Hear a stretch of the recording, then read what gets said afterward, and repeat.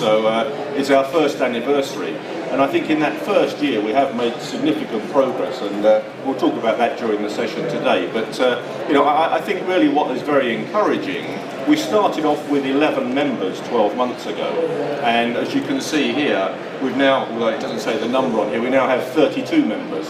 And I think that shows two things really. One is, you know, the quality of the members. You can see that there are the major global players are all members of OVCC, which to me tells me two things. One is that, you know, we all share a common vision and a willingness to make this happen, because at the end of the day, we're competitors.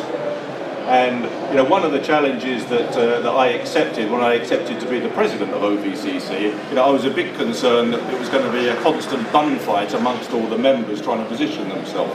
Frankly speaking, the reason we've made really good progress in the first year is the strong cooperation and common vision shared between all of the members. So I think, you know, as we'll talk about during this session, we're about to launch the first wave of OVCC compliant services. And I think it's testament to the, you know, the fact that we see the need in the marketplace, but also the collaboration between the partners that's making this happen. So, I'd like to ask Clive and Chris maybe to weigh in on why your company is considered it important to be part of OVCC, and what specifically you feel like the progress you're making by being part of OVCC, how that will be represented. Sure. So I think, you know, and we'll touch on this, I think, throughout the next hour or so. But I think one of the things that, you know, we recognize in the industry, especially when you think of things like consumerization of IT, is, you know, the desire to communicate visually. And when you look at how on increasingly we're seeing people use things like Skype and that to communicate in their personal lives, they're going to expect that same level or that same type of interaction when they come into the workplace. The same simplicity and the same, well, I can connect to anyone. Most people don't recognize the fact that even on a service like that, well, you can only really talk to somebody that has that same service. So when you start to get into the complexities of, well, when you come into the workplace, you really can't talk to the other person because they don't have the same feature or functionality, they're not on the same network as you. And you know, that's not going to suffice moving forward. So when we look at, you know, why we are part of OVCC, it's to break down that barrier from a utilization perspective. It's to, you know, make video use pervasive, to allow people to connect anytime, anywhere, from any device in the same way they would a phone. And I think Andrew and Chris have articulated the value proposition very well, but let me say why BCS Global decided to come to the party. Every other form of communication in this world works ubiquitously apart from video. And end users and organizations are very frustrated in the way that it takes so much complexity to make these technologies seamlessly come together as one. And more importantly, the users are very frustrated. If you look around in the marketplace today, there's a younger generation that have all these tools everywhere, wherever they go, whether it's in the workplace, whether it's in their home lives. And what we're being asked to do is to deliver these types of solutions that allow visual collaboration to happen everywhere.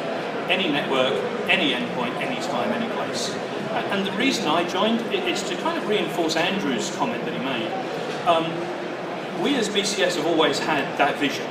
As a much smaller organisation than many of the other members, we need to partner with organisations to make solutions work for our customers. And that means coming together on many levels, from a commercial level and from a technical level. And I've been very pleasantly surprised over the last year how the large service providers and the large technology vendors have come together, left the egos at the doors to make this solution work for the end users and for business.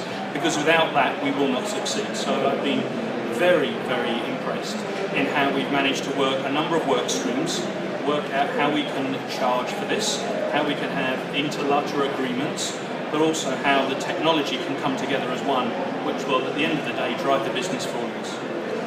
Can you maybe expand on what the sort of work product of the OVCC is? Is this like the IETF was coming up with standards? Is it more like the Wi-Fi Alliance with kind of pre-standard agreements? Or what comes out of this that they need to adopt? Yeah, okay, thanks, I'll take that one. Yeah, so I mean, the purpose, as I say, of the OVCC is not a standards body, is the first thing to say. So we're not creating and approving technical standards for video services. What we recognised when we first came together were that the things that were missing and that are important are things like the operational processes and procedures between service providers.